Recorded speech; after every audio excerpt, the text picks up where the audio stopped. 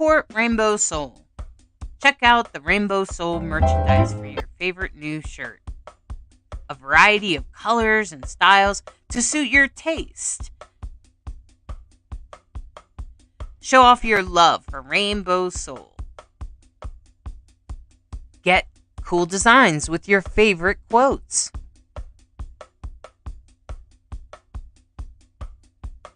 Designs come in a variety of colors so that you can express your most authentic self.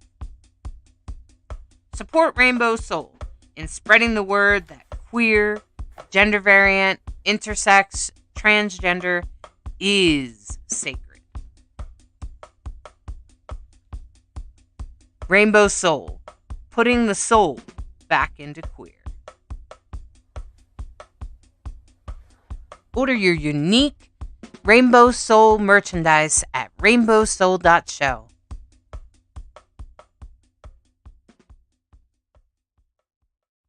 Win-free t-shirt from Rainbow Soul, your own custom size and style. Simply make a short video, 30-second to 3 minutes. Post it on social media and tag #Rainbow Soul Vodcast so we can find you. Answer one simple question. What does pride mean to you? Answer that question in a 30-second to 3-minute video. Tag #Rainbow Soul Vodcast and post on your social media of choice. Email contests@rainbowsoul.show with a link to your post to be sure you're entered into the contest. At the end of Pride Month, we will pick a winner, and that winner will choose their own style, size, color t-shirt. Celebrate Pride with Rainbow Soul Vodcast. We want to hear from you. Oh my. Hello. Welcome to Rainbow Soul, a live show and podcast in search of deep answers and medicine about consciousness, spirituality, witchcraft, natural magic, and queer, inclusive spiritual paths of many varieties. We will explore the use of herbs, candles, colors, and nature in our personal lives, as well as queer-inspired rituals designed with transgender and non-binary people in mind. We are welcoming all pagans, indigenous two-spirits, witchy folks, conscious seekers, and people off the beaten path who want to explore the human spiritual experience that we are all capable of having.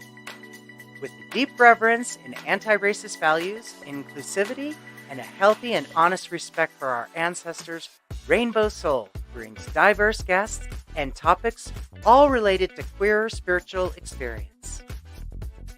Tap into this amazing resource live and find a supportive, safe environment while exploring interesting topics and diverse guests.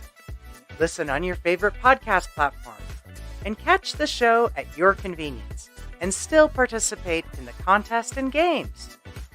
Get more information about games and contests at our website, rainbowsoul.show. rainbowsoul.show. Thank you for tuning in to Rainbow Soul.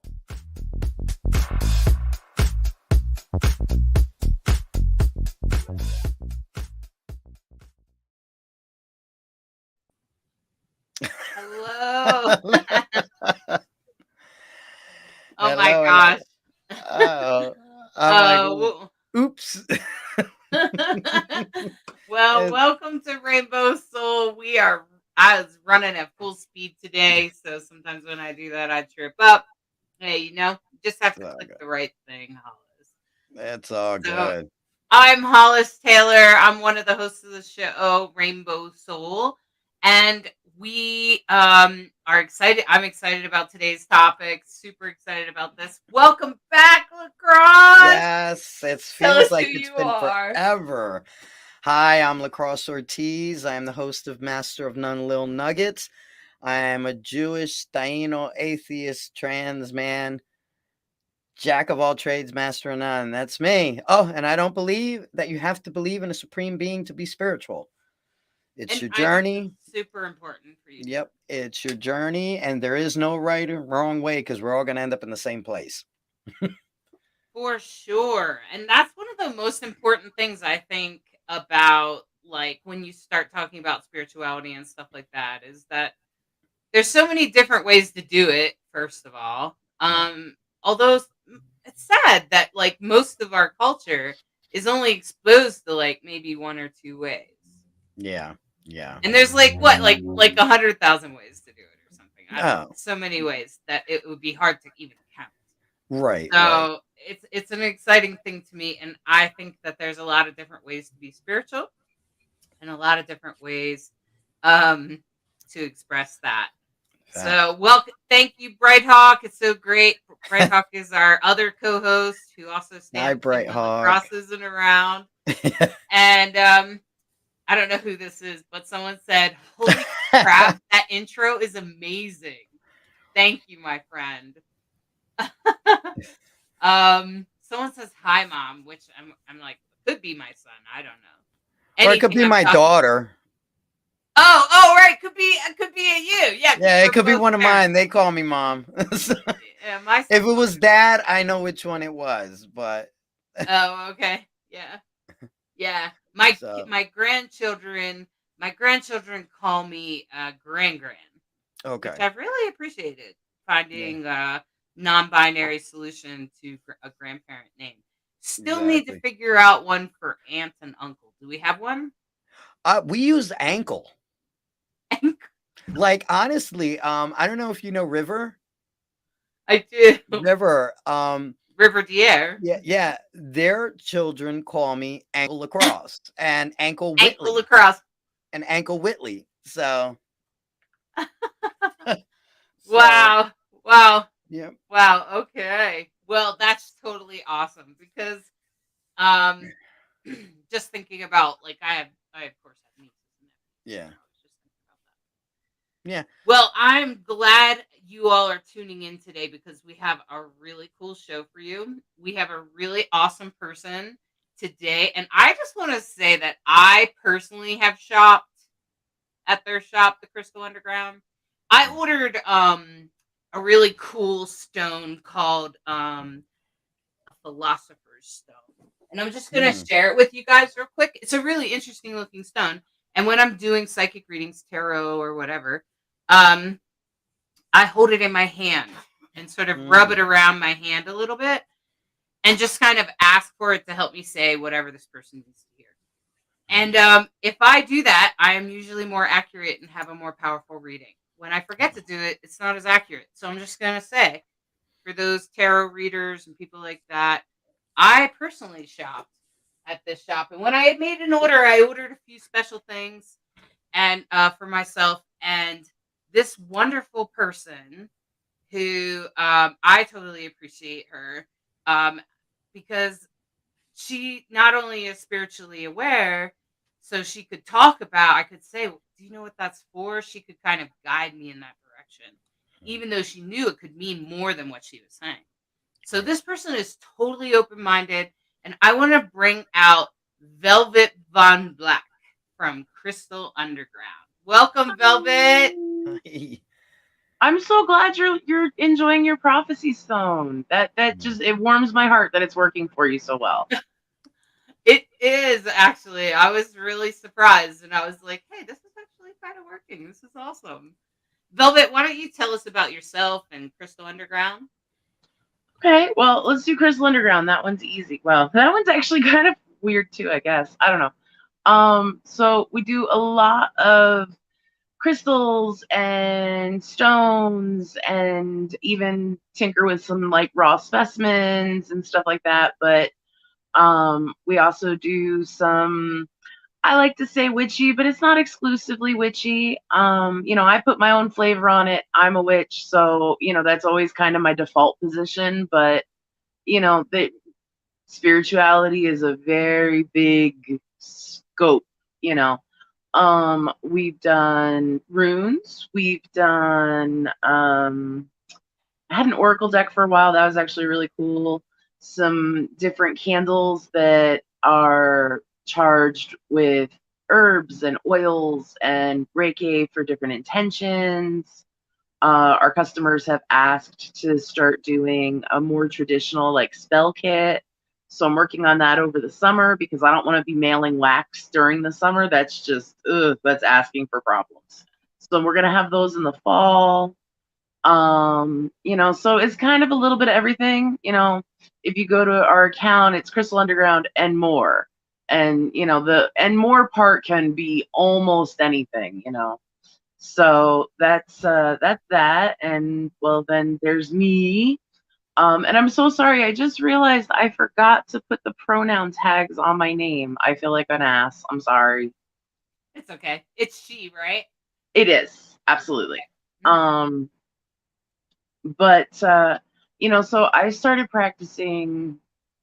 That's actually kind of hard too. My mom is here. I was the one that said hi, mom. I don't know why it comes up. My name doesn't come up for you, but that was me.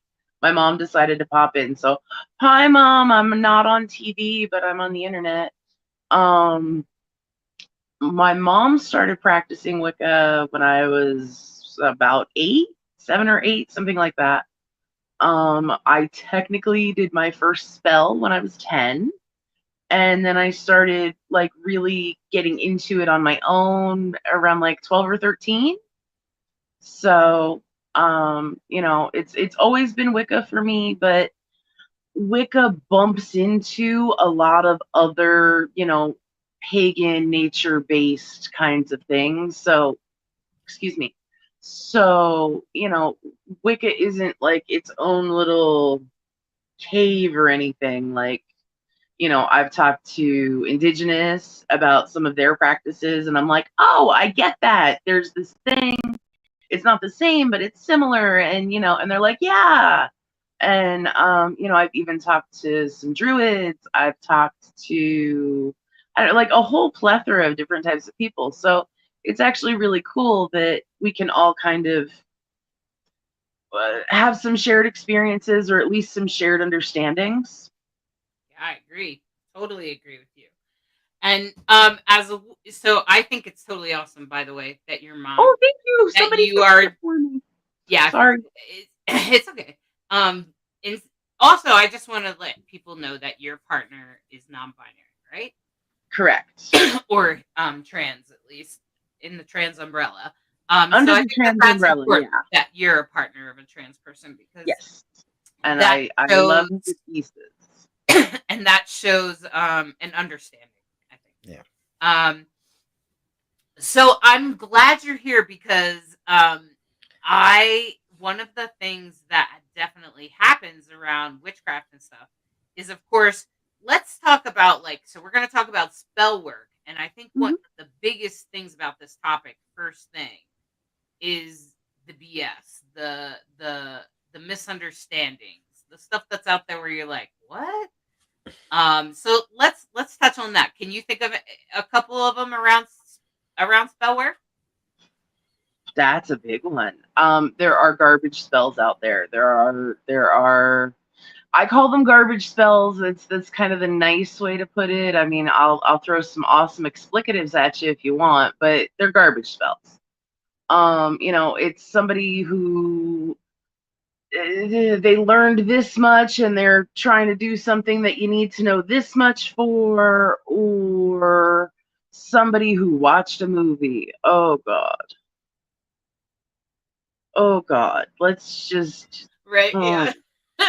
That you same watched the thing happens with movie. psychics. Yeah. uh, if you watched a movie, I'm glad you enjoyed the movie. Please, please, please don't think you are now, the grand Pumbaa of spell casting and witchiness. You Just mean the please don't. craft doesn't work? That Lacrosse, I love you. I really, really do, but I would no, throw a can of Pepsi in your direction right now. I mean, catch. Um, Believe it or not, though, all kidding aside, I watched The Craft in 1996 when it came out. Not everything in that movie was crap. Not everything was crap. There was a lot of exaggerations. There was a lot of poetic license, Hollywood. But if you've seen the movie, and I'm assuming you probably have seen the movie if you're listening to this, that scene at the beach where they cast the circle and they do that the ritual, like the casting of the circle. That's what witches do. That part of it was very legit. But then most of the rest of it, yeah, kind of not so much. Yeah. Yeah, I pretty much had the same experience, Velvet.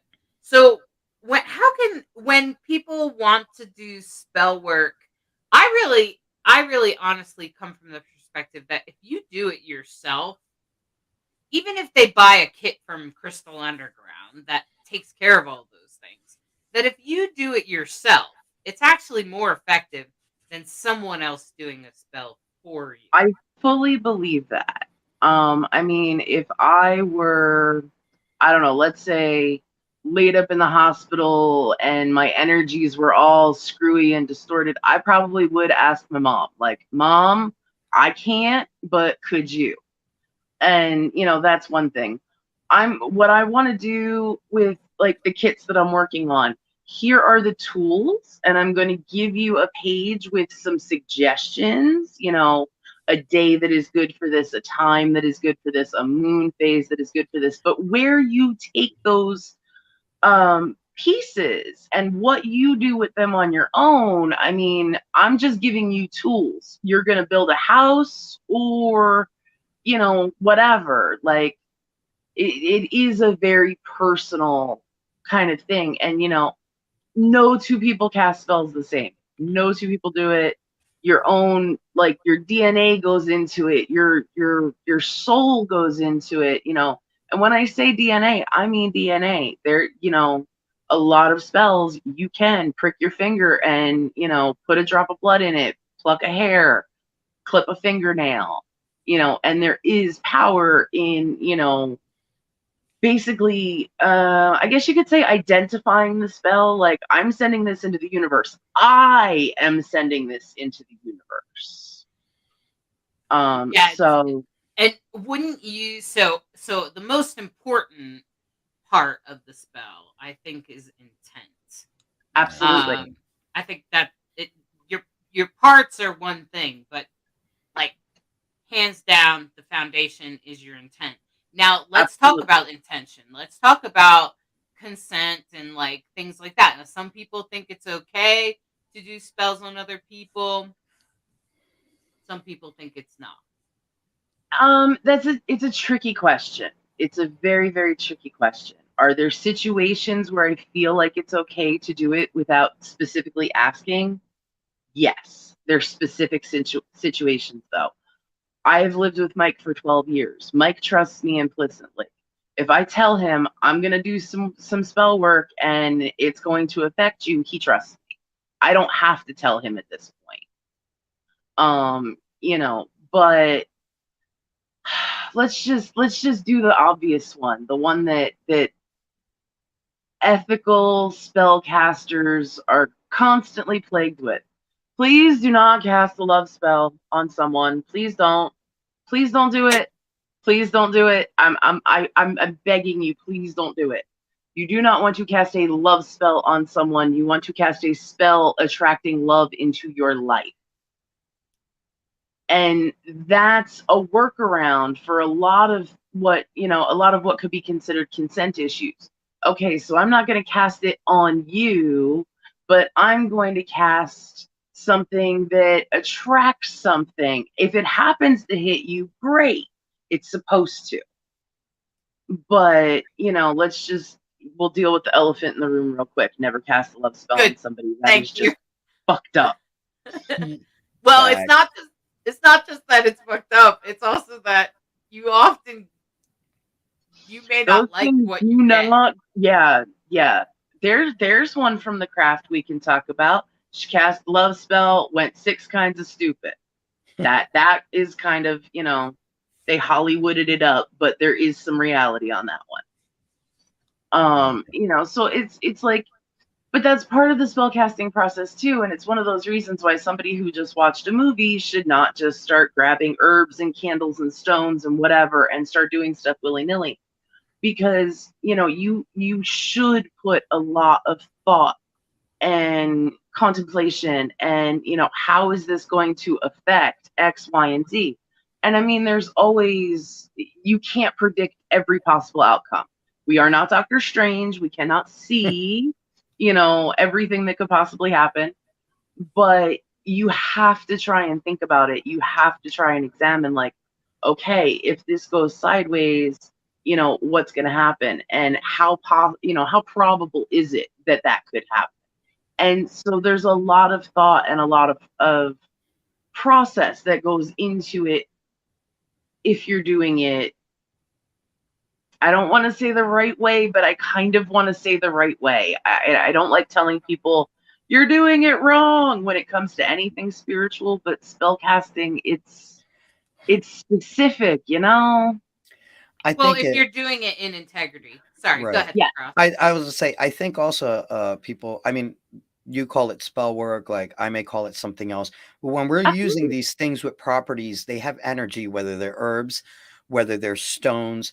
And if you end up mixing energy that conflicts with energy, like if you're putting the wrong herb with the wrong stone and your intention is a complete different opposite thing of what those properties are, can cause that. And it's not that it causes a backfire, because it's not can. working in unity, because okay, Absolutely. that gemstone may have been for something completely different than the herb, than your intention. And And I think if that's people why don't know, if they don't a know lot enough of about it, learning and research has to right, go into it. I've hit a point, and I only realized this about myself recently. I love big, elaborate spells. Now, Lacrosse, you know me a little bit better than Hollis does. I'm not exactly a timid, tiny person. So, the way I cast spells is kind of the way I live life. right, But in being extra about it, it's that much more time that I get to think about what I'm using, how these things are going to interact, et cetera, and so on. So for me, that's a good process. Now, in a pinch, you don't need crap. What you need to do a spell exists between your ears. It's will, it's intention. I tell people who are of, some kind of Judeo-Christian bend all the time. A spell is not that much different than a prayer. And depending on what your spell work is, in fact, they're almost identical. We do spells because we want to, create a change or add something to our lives. You pray to, this saint or that saint because they're the patron of this, that, or the other thing. It's not that much different. We just, we use things from the earth. We use different props, basically. It's props. You right. can do a spell with nothing more than a few deep breaths and sending your intentions into the world, mind over matter.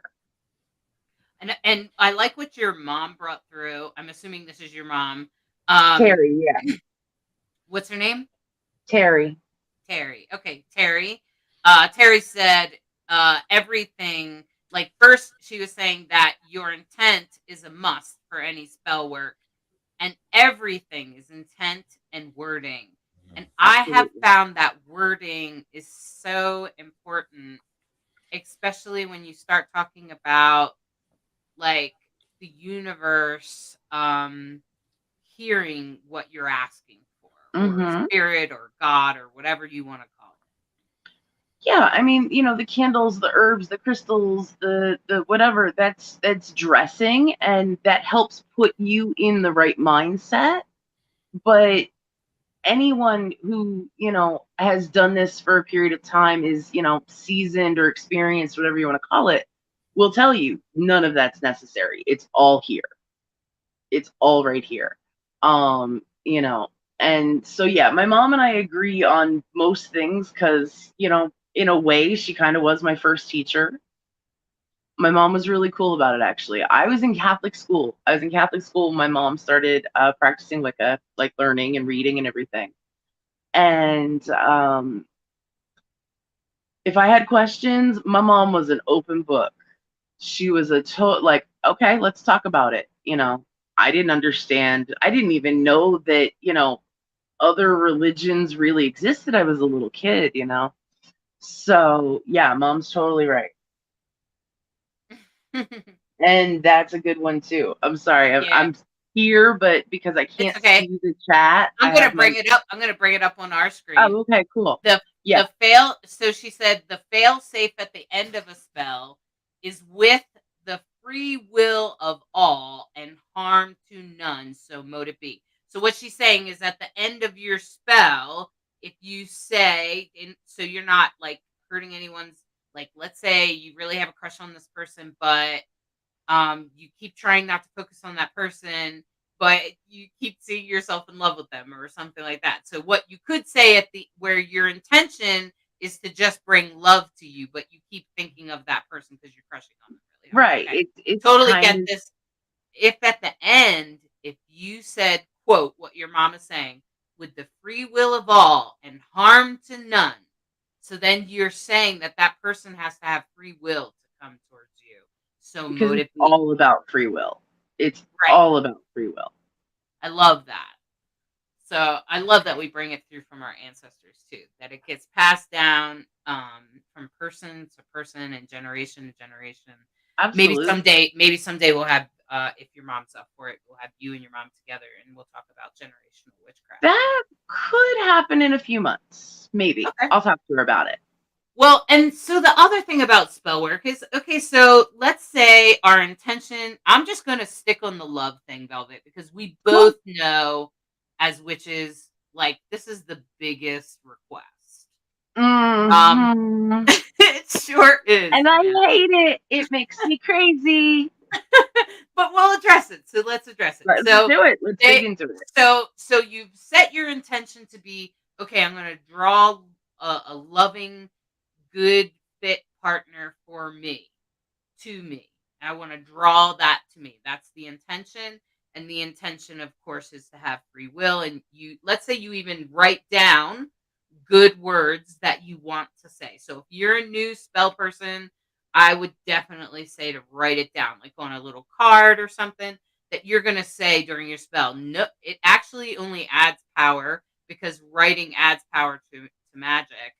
And Yes. if you have a spell book, it's a great way to keep track of what spells you did and what the results were. Or if you have a book of shadows. So I have one. Yeah. Fabulous.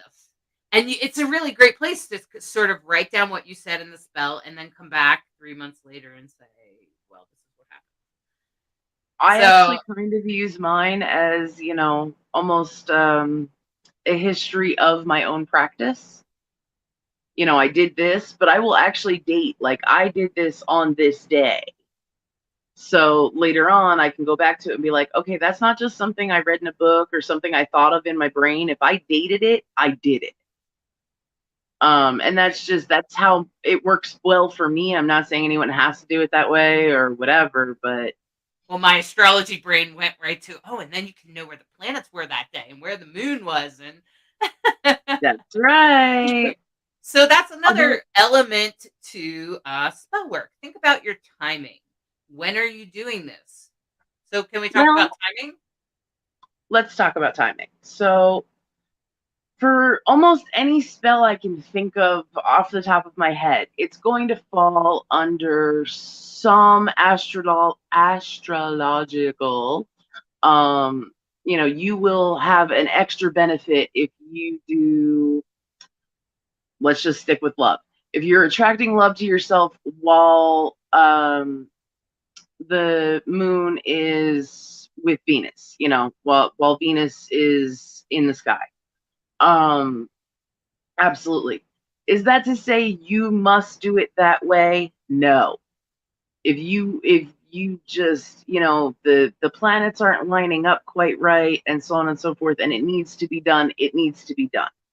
So I always look at that like, all right, so hang on. Oh, I got this really great Llewellyn's moon sign date book. Okay. And I'm just randomly picking a day here. It's really good about telling you like where the moon phase is, what it's going to enact, so on and so forth. So I will check like, okay, is everything going to line up the way I need it to in the time that I have to do this? If it does, great. I was going to do it Monday, but on Tuesday, astrologically speaking, it would be better. I can wait until Tuesday. But if it's going to be next month, well, then you have to make that decision for yourself. And the general consensus is check it, sure. If you can time it right, great. If you can't, just go with it, Yeah, and I find that that's pretty much how I approach the timing thing too. Yeah, a lot of Um people do. and I thought also what your mom just said, she said you could alter the spell to banish loneliness Yeah. and do the spell in a waning moon aspect, which I totally love that Yeah. because I just want to say astrologically, sometimes I know from my personal astrological alignment with my partner, Bright Hawk, it required for both of us to go through certain things before Absolutely. we could come together as an astrological twin flames. Where twin flames Hmm. are soulmates and Right. we do well together. We're flabbergasted at how easy it is for us to get along and to do things together. But Hmm. that wouldn't have happened if these other things hadn't happened first. Right. And And that's an astrological timing thing. When your yeah, soulmate is coming into your life, sometimes you have to wait. So it might be better off to hang out with the six friends rather than diving deep into a toxic relationship for 6 years. absolutely. Absolutely. But mom talked about something really cool too. A lot of people avoid doing certain things during the waning moon. And I in part of the little, you asked me to do like a little bio thing. I said I had started just in the last few months, like recently, working with shadow work. And a lot of that talks about the waning moon, the dark of the moon, what works well in that time. And so I've done I guess you could say traditional. I don't like the word, but Wicca the way most people understand Wicca for most of my life.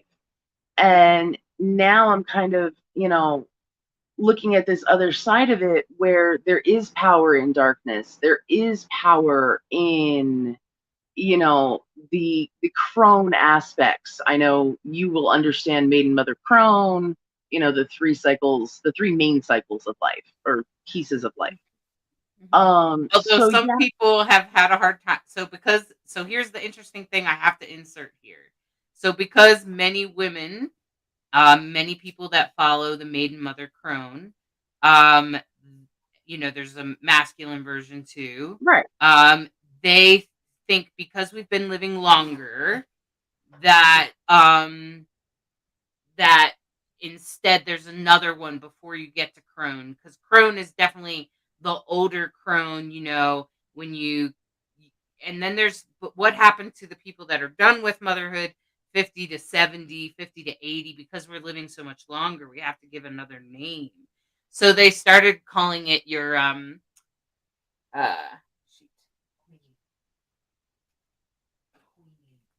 queening, or royalty, like you are now a royal person.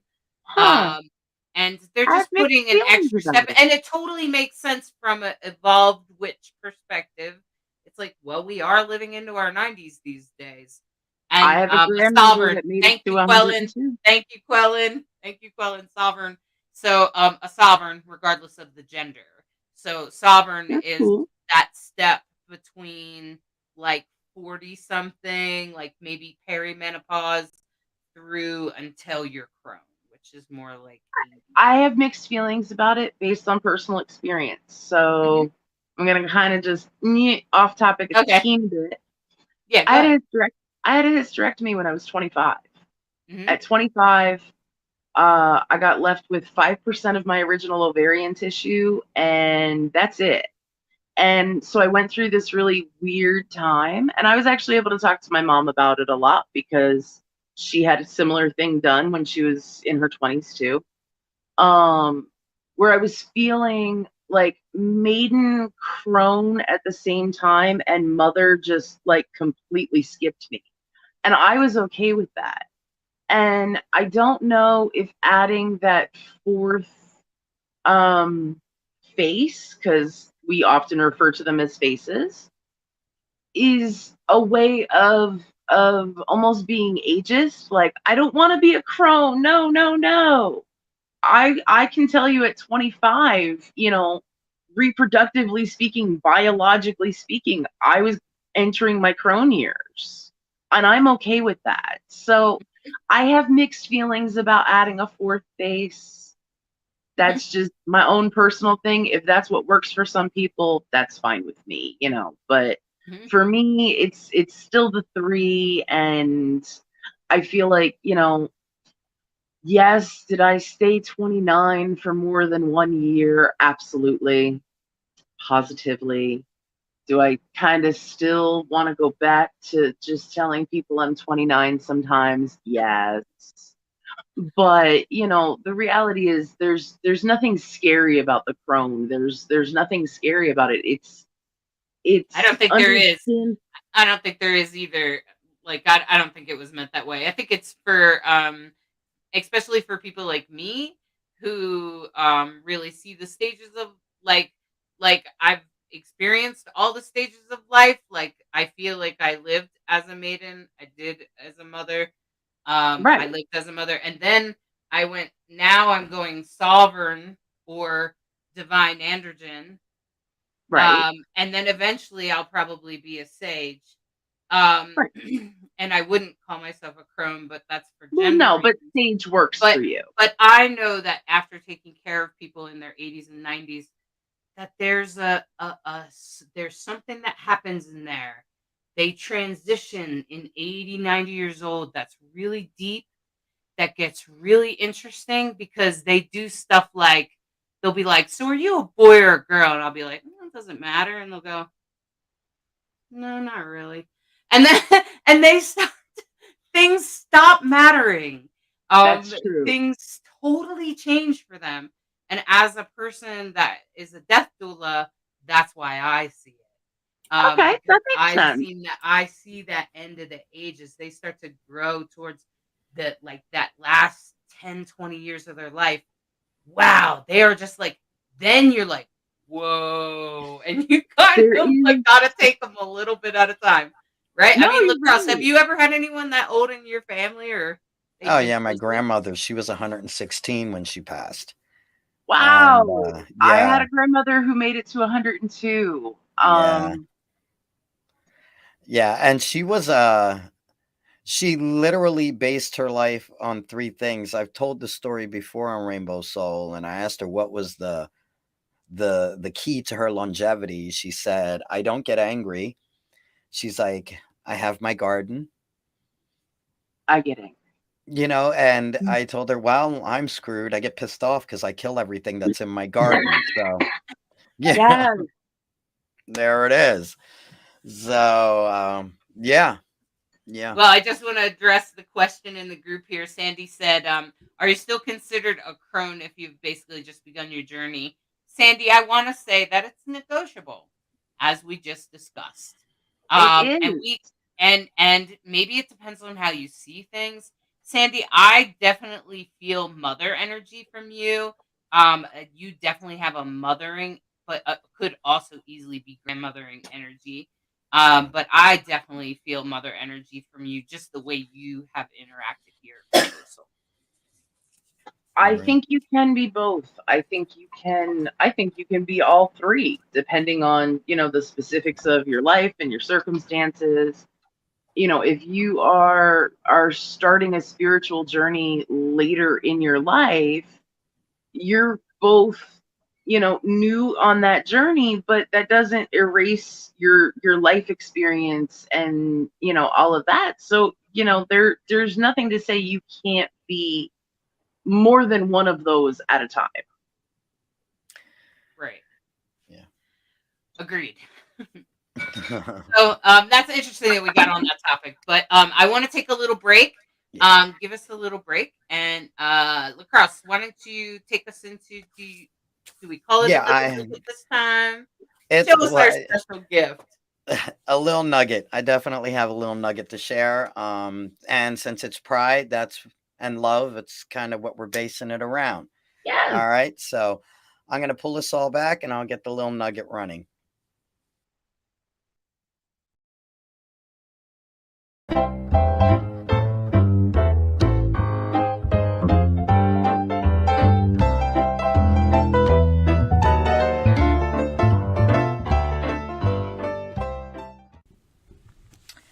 Hello everyone, I'm Lacrosse Ortiz, the host of Master of None Little Nuggets, and this is the Pride Edition.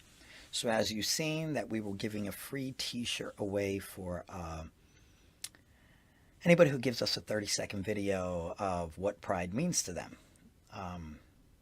And I'm going to tell you what Pride means to me. But before that, I had the joy, my wife and myself had the joy of getting a few videos from here in Lancaster Pride. So we're going to play that. And here it is. Win a free t-shirt from Rainbow Soul, your own custom size and style. Simply make a short video, 30-second to 3 minutes. Post it on social media and tag hashtag Rainbow Soul Vodcast so we can find you. Answer one simple question. What does Pride mean to you? Answer that question in a 30-second to 3-minute video. Tag hashtag Rainbow Soul Vodcast and post on your social media of choice. Email contests@rainbowsoul.show with a link to your post to be sure you're entered into the contest. At the end of Pride Month, we will pick a winner, and that winner will choose their own style, size, color t-shirt. Celebrate Pride with Rainbow Soul Vodcast. We want to hear from you. What does Pride mean to you? Pride to me is unity and happiness and grace. As I don't look gracious right now. What does Pride mean to you? Pride to me is an expression of being able to show who you are, regardless of what others might think or say. What does Pride mean to you? So Pride means to me getting to be your full, authentic self, and just showing your true colors and not worrying what anyone else thinks, and being around people who are like you and have the same values and ideals. Hello. What does Pride mean to you? Pride to me means I can be myself without any repercussions from society. All right, what does Pride mean to you? Pride means freedom to me. Pride means the fact that I can celebrate every difference about me and no one can that at all. Hey. Okay, I'd like to know, what does Pride mean to you? Pride means to me that we have a day to show who we are. That's great. That's what pride is. And to you? Pride to me is everybody working together and having fun. Yes. Thank you. Thank you so much. What does Pride mean to you? Pride is a bunch of different things. Like, you could be lesbian, which is you like girls that are in love with other girls, or gay, which could be lesbian, like I just said, or it could be men who like other men. There's also transgender, like men that are women and women that are men. There's non-binary where you don't have a gender. There is arrow and there's arrow ace. Arrow is where you don't feel certain sexual attractions to people. And arrow ace is where you don't feel any sexual attraction at all. Thank you for your time.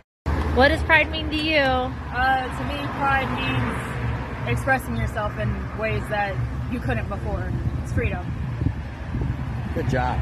What does Pride mean to you? Pride means you're a day where you can look what you want and you can spend time with your family and be what you want. And nobody can tell you what not to be. Okay, well that's what Pride meant to some people here in Lancaster. And I love words. Words have a way of basically breaking things down, putting it in different perspectives. But sometimes we use words, and do you really know the true definition of what it is? So one of the words I wanted to kind of break down today is pride. Pride, a feeling of deep pleasure or satisfaction derived from one's own achievement. The achievements of those with whom one is closely associated, or from qualities or possessions that are widely admired. All right, Uh, this month has been a little difficult because my wife and I lost a friend who was truly incredible. Um, Now, when we think of Pride, we think of the parades, we think of the drag shows, we think about community and unity and love. And sadly, it happens only once a year. But Pride should be an everyday thing. Now, this person that we lost literally showed pride every day in every aspect. Um, when we were at the funeral, it was great hearing the beautiful things they said about this individual, about their smile, about their kindness, about their love, about their always willing to be there whenever they were needed. And this person to me represents what pride is. It's not, yes, we fight for our rights, and yes, it's about the rainbow community. But pride has to be an everyday thing. And the beauty of pride is showing love, acceptance, respect, honoring. That shouldn't be just once a year. That should be every day. And this individual was a huge inspiration of what pride meant. So, don't just show it once a year. Live it.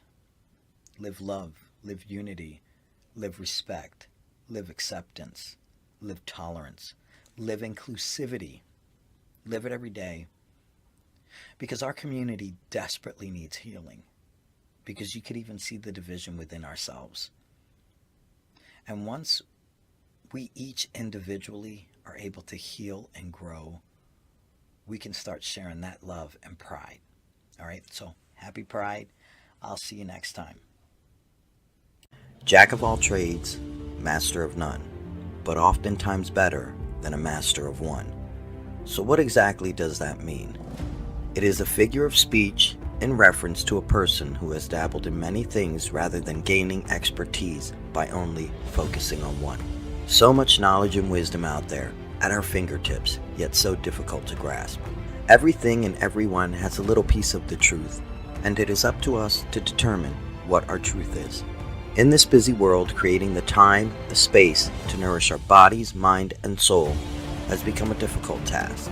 So let's take a moment to learn something small, in whatever way the universe decides to reveal it. It could be someone's story, a quote, a spiritual practice, maybe a song or a movie. The opportunities are limitless and all around us if we just take a moment to see. We are all students of life experiences, so let us learn from one another. There is no right or wrong path. There is only your path and your journey. So let's begin our adventure and explore all the world has to offer, and let us become a master of none.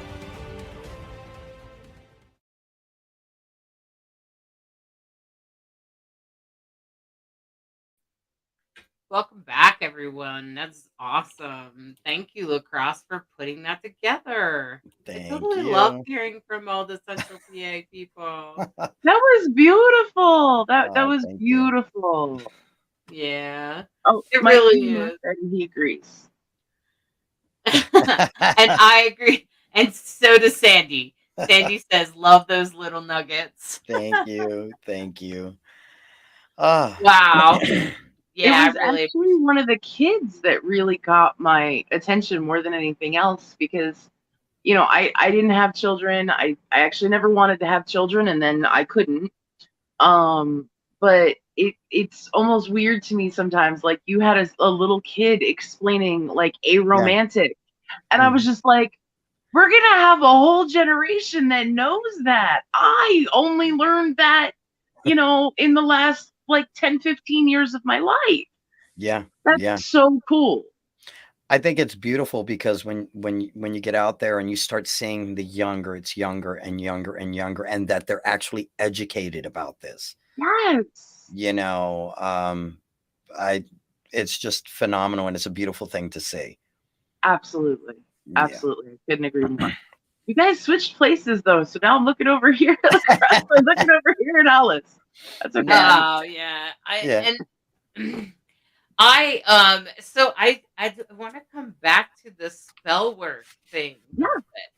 I want to talk about gathering your materials. Now, clearly, Yes. you could just Google it. You can say what stone is good for. But do you have like some maybe help us pick good resources?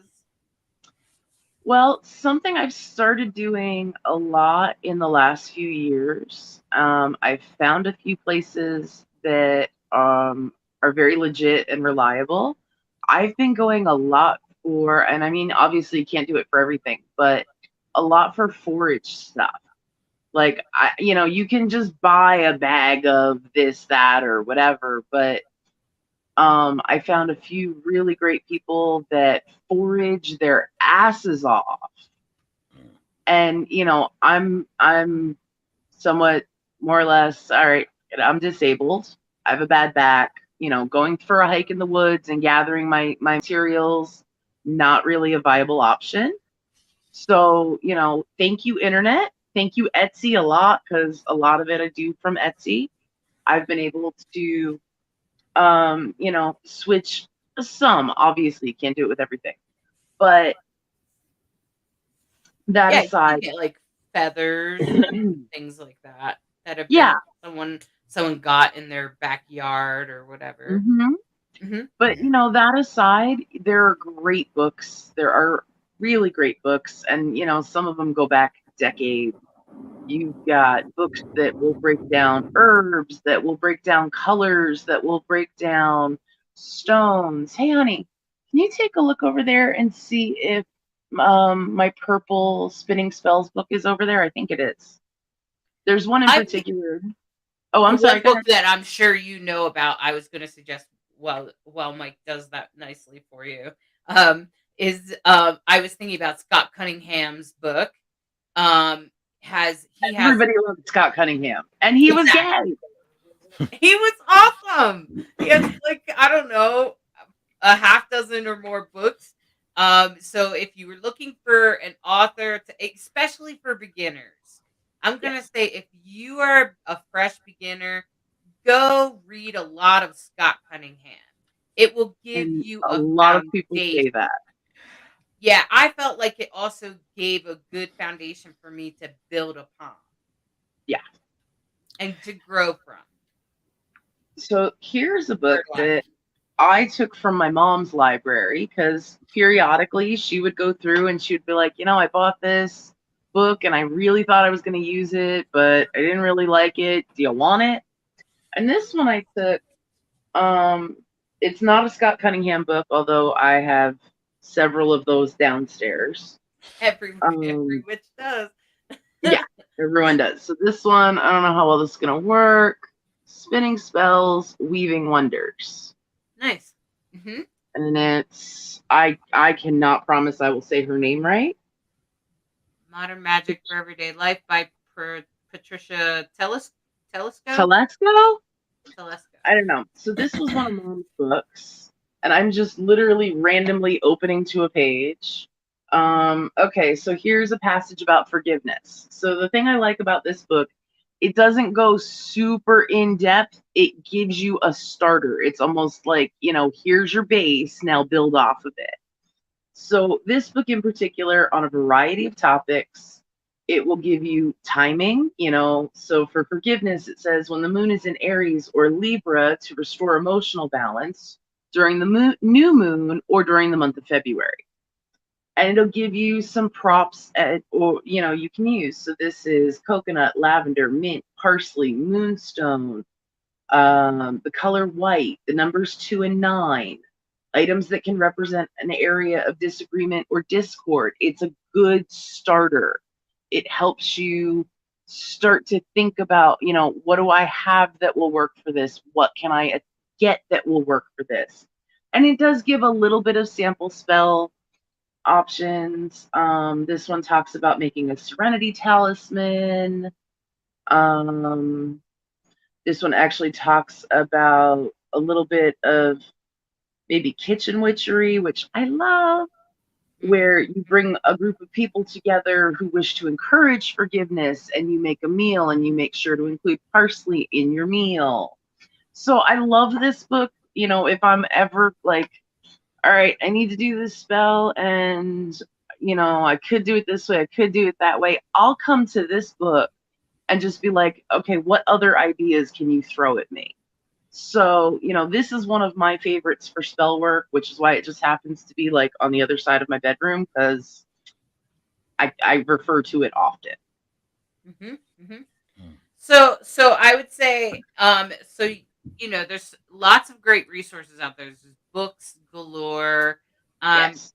Googling doesn't always give you good resources, and sometimes it can. It's iffy. You need to look at the website and know who wrote whatever you're reading. Yes. I will say that, moving on to the topic of foraging, is that, Sandy, I too am a forager and a witch. So when I have found that if you yourself go out and get your own items, like you forage the pine cone, you forage the flower or the plant or the herb or whatever it is, that if you use whatever you foraged in magic, it will be way more powerful. How do you feel about that, Velvet? I 100% agree. I can't do as much foraging as I would like to. I forage where I can. There are some things you don't have to, hike a mile into the woods to get. And absolutely, you start building that connection very early. You're putting, you're feeling it, you're letting it feel your energy. Like, it is very much a mixing of energies. So absolutely, if you have the ability, if you have the time, whatever, to do it yourself, please do. It's a wonderful experience. If you garden, go out to your garden. It is so common. Most people I know who are of some kind of earth-based faith and have the ability to garden, have a garden that, it might be vegetables and stuff like that, but it's herbs. It's, the items they're most likely to reach for if they need to do something in their spiritual realm. So even gardening, it's not foraging, but you're nurturing that plant. You're keeping it alive. You're caring for it. There's a bond there. For sure. Yeah, absolutely. And being a gardener myself, and right. I do want to include the book. I forgot about this book.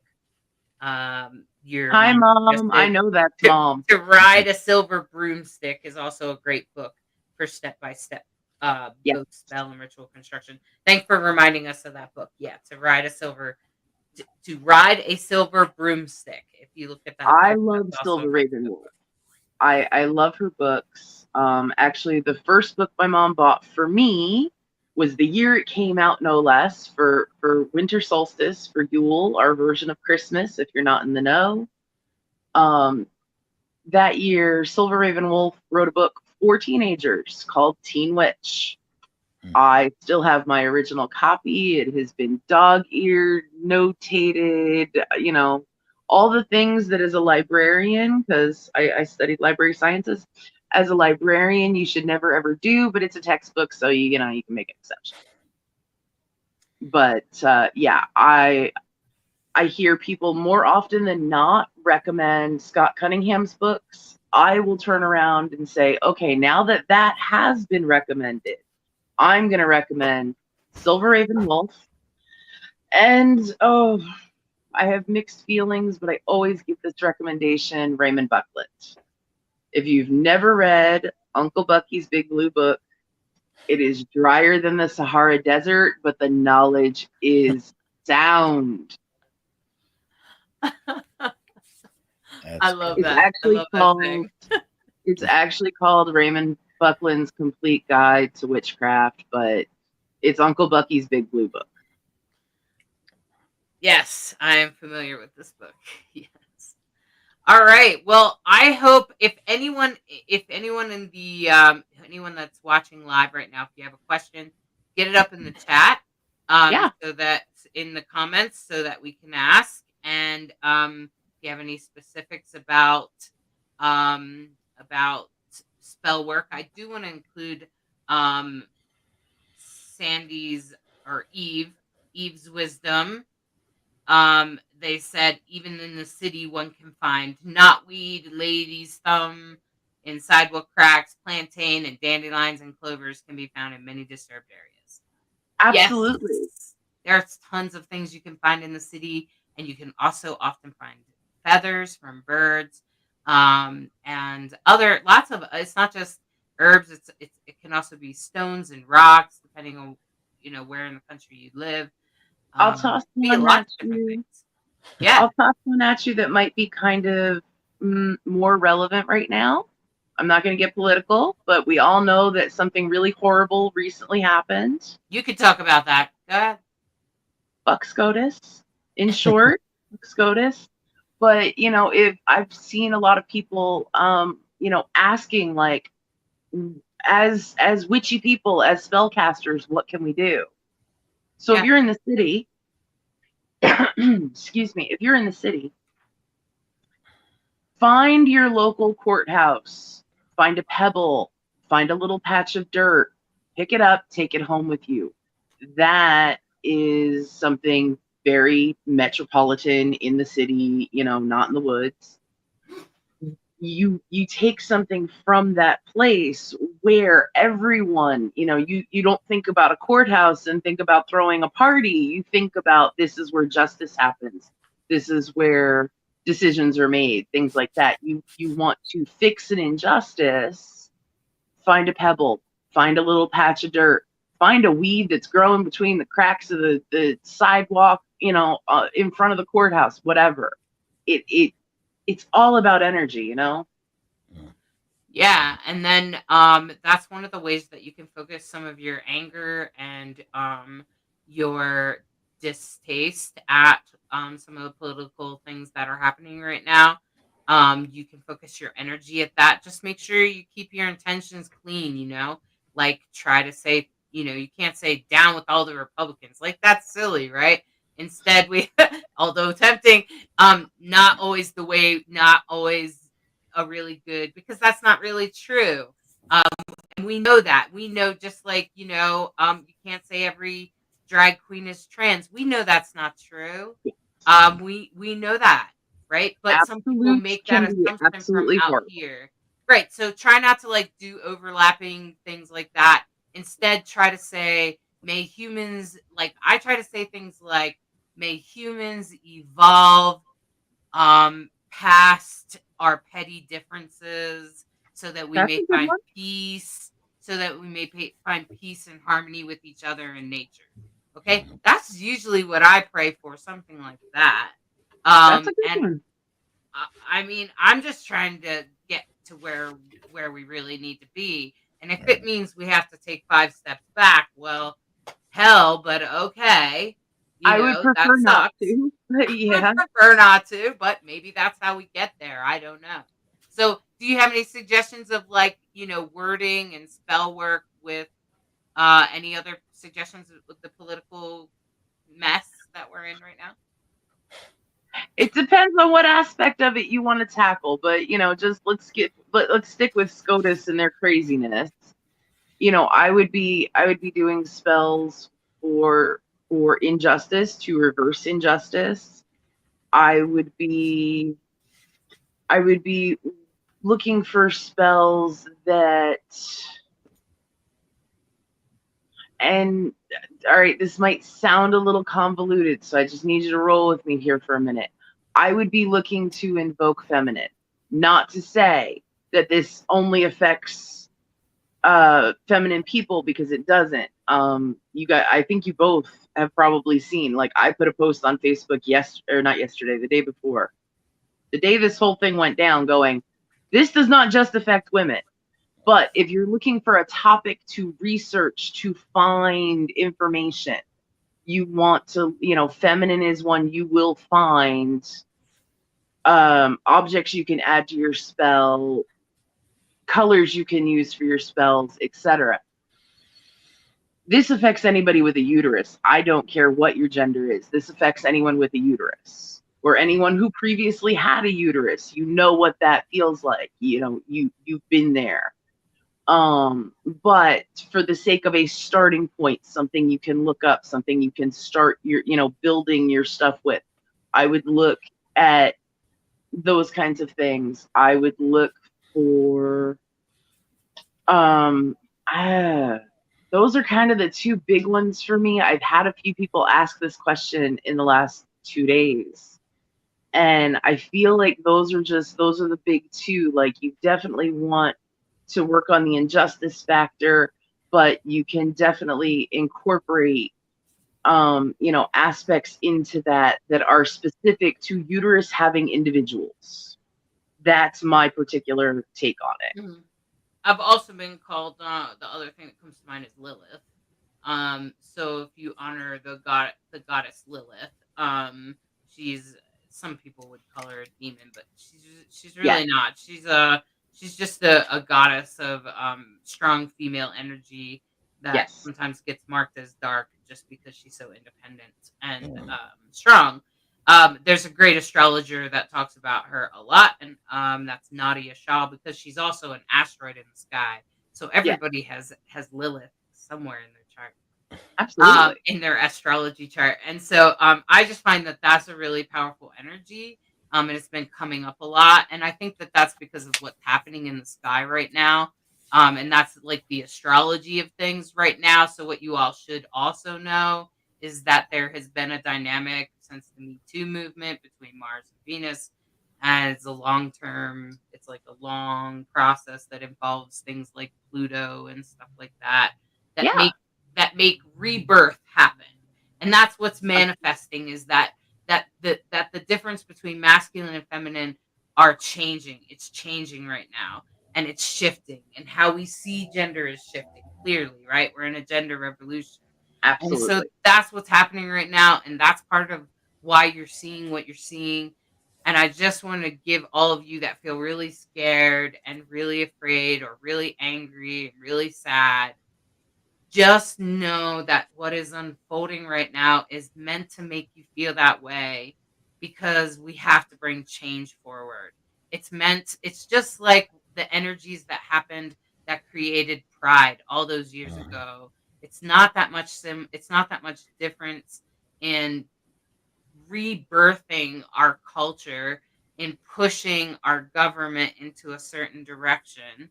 And they're going to push back, and it's necessary for us to push harder, because that's the human call, and that's the evolutionary astrology of tomorrow. So I just want to say that out loud, that this is happening in the stars. It is reflected, everything that's happening. United States is in its Pluto returns. It happens every 200 and some years. Pluto is the master of death and rebirth. And it means things crush and fall. And there's there's stories, if you look at the history of, like, Romans and everything else around. Yeah. Okay. So I'm just going to say, hold on. You're going to be okay. Lots of people will walk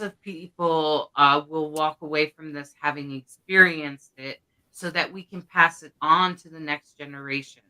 Please try to see it in the biggest of pictures as you can. Know that you are part of a bigger movement, and know that if you do take action, it is your soul calling, probably. So do that action. So if you have some sort of action that's poking at the back of your neck, tapping your shoulder, whispering in your ear, listen to it, follow it, do it, because that's probably your soul calling. It's probably being activated right now. So just be aware of that. Saturn's in Aquarius, and that's about the collective. So I think it's also really important to understand, in the realm of spell casting and in this particular, on this topic, we're often taught, especially, if you're beginning your path, that you never want to cast a spell when you're feeling any kind of anger or anything like that. And I'm going to tell you, Anger is just as valid of an emotion as anything else. If you're angry, you put that into your spell. You use that energy. I'm angry, and that is, this is what my intention is, and that intention exists because I'm pissed off. And that's Right. okay. Yeah, I agree. I've taken a mortar and pestle, which is the little stone Mhm. bowl and the crusher, right? And I've put hard herbs in there and I've crushed them. So Eve is asking a question right now, which I also think is really good. Do you have any go-to Swiss Army herb for spell work? I have one, Eve. It's ginger. I find that it makes things faster and it makes it digestible.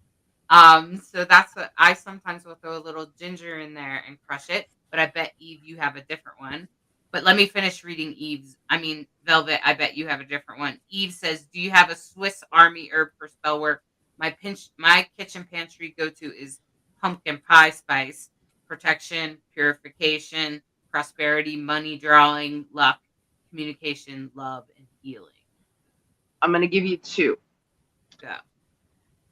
Allspice, if we're talking about what you might have in your kitchen, allspice is a wonderful booster. It will boost almost anything. If you are not playing around in your kitchen, and this one is not as easy to come by, it has been one of my go-tos most of my life, but it's not always easy to come by. Dragon's blood. You want to intensify your anything? Add dragon's blood. So kitchen witches, go grab your allspice. If you're out of the kitchen, look for some dragon's blood.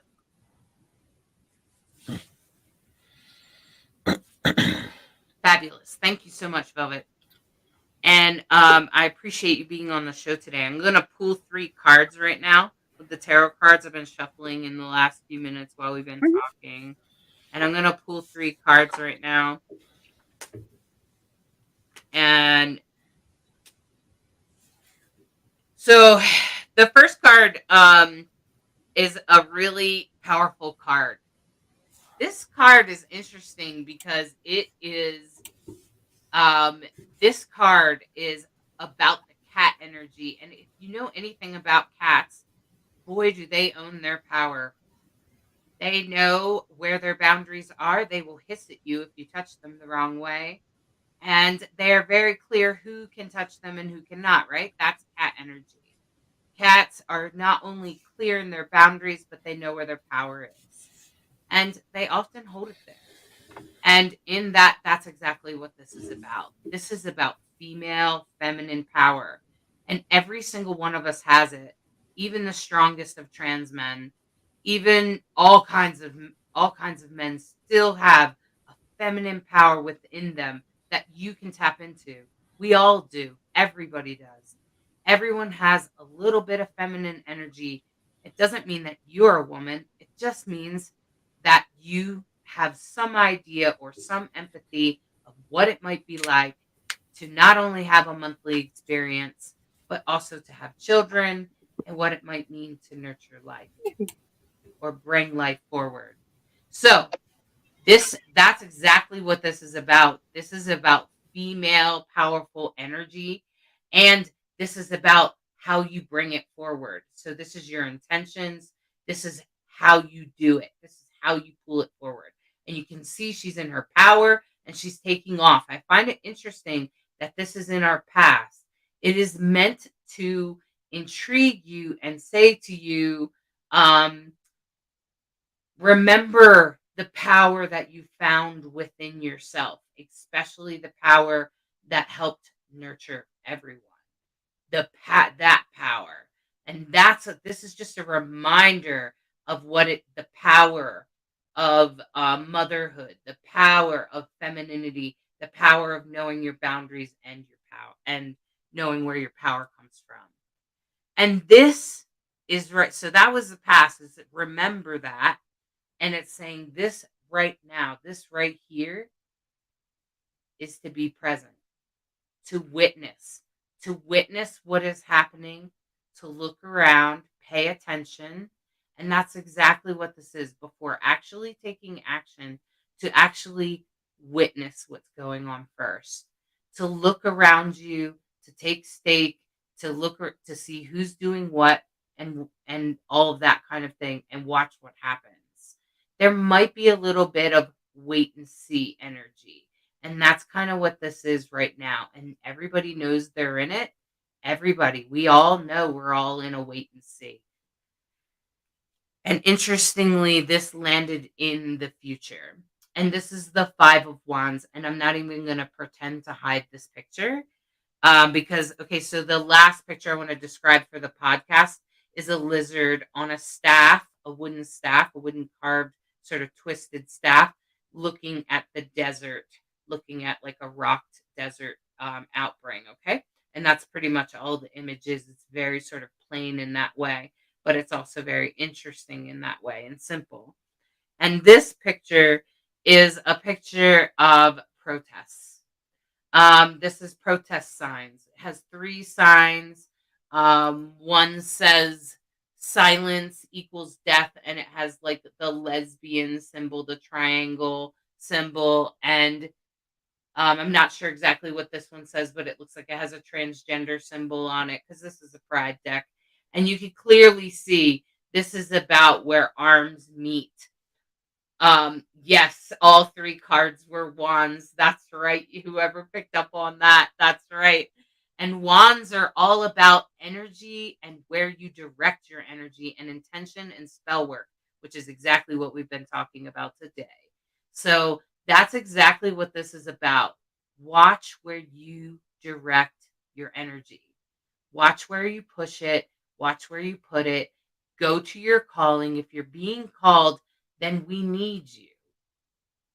We need people to stand up and find ways to change.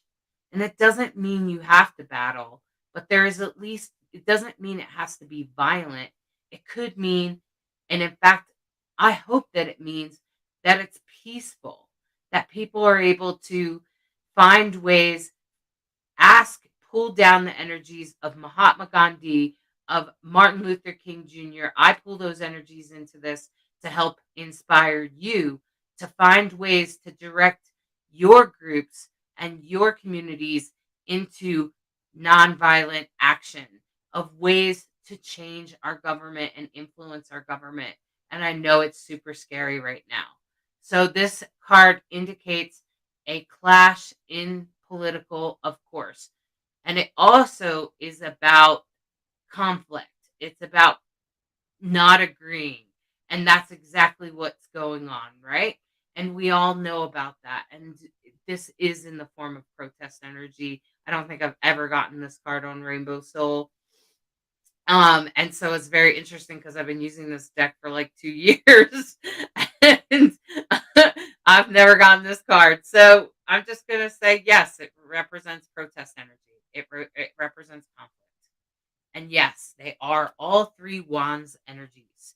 And that is because that you need to just pay attention to how you direct your energy. Remember your cat feminine energy and your feminine power going forward and the power that women have. And remember to witness what has to happen and witness and wait and see. That's okay to be in that energy right now and be ready for the conflict. But remember to pray for Martin Luther King and Mahatma Gandhi and energies like that to come and help us with non-violent protests. They do work. And on that energy, very good. Namaste. That was an interesting read. Sure was. So I'm just gonna put the cards away now because they're speaking loudly today. Huh? Your prophecy stone's nearby. It's actually it was on the deck the whole time. There you go. It was on the deck the whole time. So, my friends, we have totally taken up most of our time and even gone over a little bit. And I just want to say it's okay. That's okay. We almost always go over.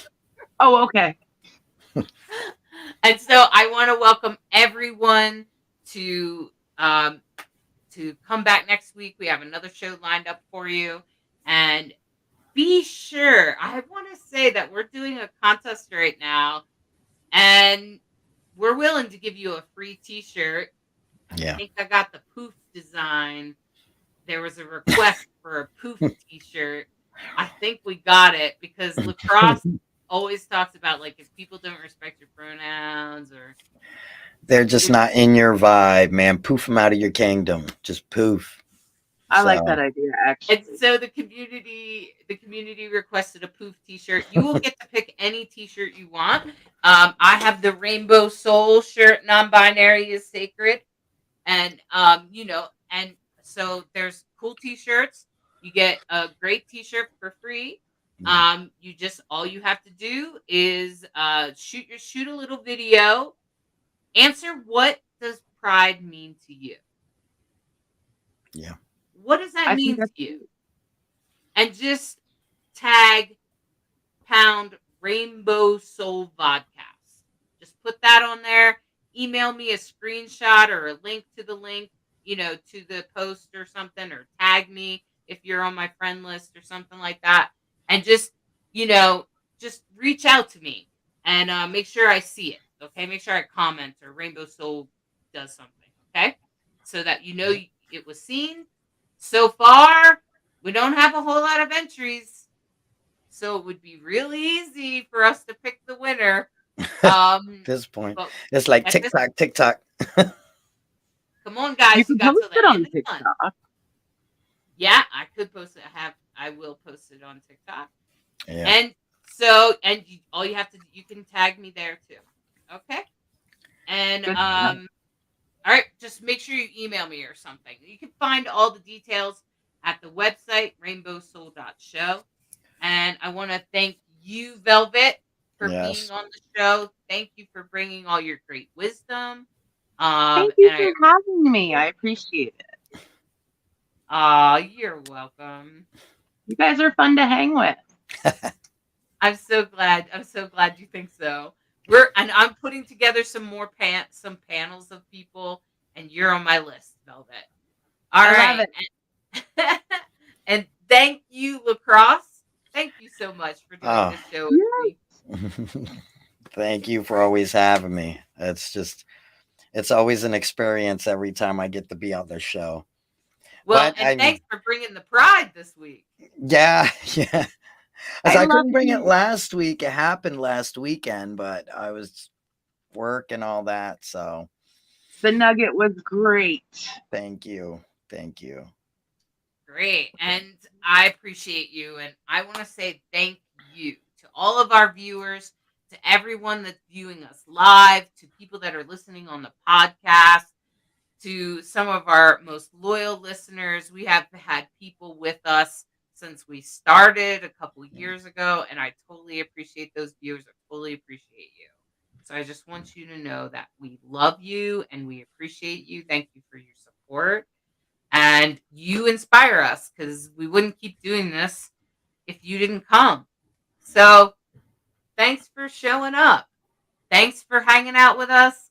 Thanks for letting me know of any topics that you would like me to talk about. Get them in the comments. Hopefully I'll see it. Tag my name if you want. And I will check it out, and I'll try to make it happen for you. All right, everyone.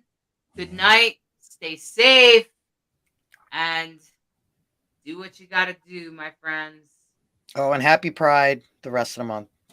Happy Pride. Bless the bees. All that stuff. Thank you for watching Rainbow Soul. We are so grateful for your presence and listening in this past hour. Be sure you're subscribed and get notifications so you can join us and catch us every Sunday night here live. We appreciate you sharing, commenting, reacting, and inviting others to the show. This is a show for you. So tell us, who would you like to see on the next show? What topics inspire you? You can always find replays, more about the host, blog posts, merchandise, information about games and contests, and social media links at rainbowsoul.show.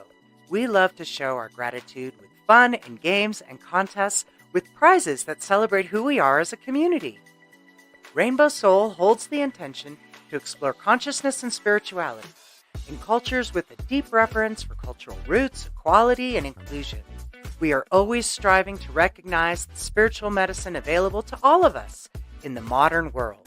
We hope that you walk away knowing that you are perfectly valid in whatever identity you embrace for yourself and that you are sacred, just as you are. Thank you so much for tuning in to Rainbow Soul.